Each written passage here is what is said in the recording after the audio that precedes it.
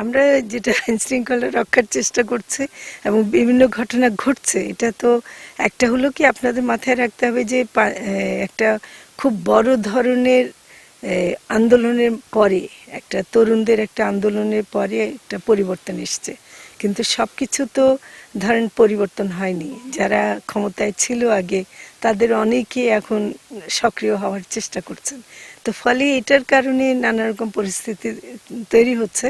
আমি মনে করি যে এটা সাময়িক হবে, এটা দীর্ঘস্থায়ী হতে পারে না, কারণ এখন অলরেডি আইন শৃঙ্খলা রক্ষাকারী বাহিনী আরেকটু সক্রিয় হয়েছে, বিশেষ করে গাজীপুরের ঘটনার পরে এবং অন্যান্য ঘটনার পরে। তো আমার কথা হলো যে আমরা দেশটাকে এখন একটু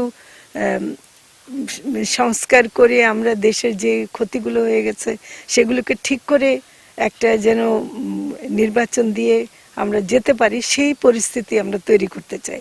এই ধরনের পরিস্থিতি যারা করছেন তারা আসলে রাজনৈতিকভাবে একটা ক্ষতি করছেন, এবং এটা অন্যান্য উস্কানিমূলক কিছু ব্যাপার আছে যে উস্কানির কারণে হচ্ছে এগুলো। আমরা কি আশা করতে পারি ডিসেম্বরের মধ্যে নির্বাচন হচ্ছে? আমরা দেখব, মানে এটা প্রধান উপদেষ্টা তো ঘোষণা দিয়েছেন। একটা ঘোষণা হলো যে ডিসেম্বরের মধ্যে একটা নির্বাচন দিতে পারেন, আর যদি পুরো যে সংস্কারগুলো খুব জরুরি সেটা যদি পুরো না হয় এবং রাজনৈতিক দলগুলো একমত হয়, তাহলে হয়তো বা সর্বশেষ ডেট হলো 26শে জুন, এর বাইরে যাবে না আশা করি।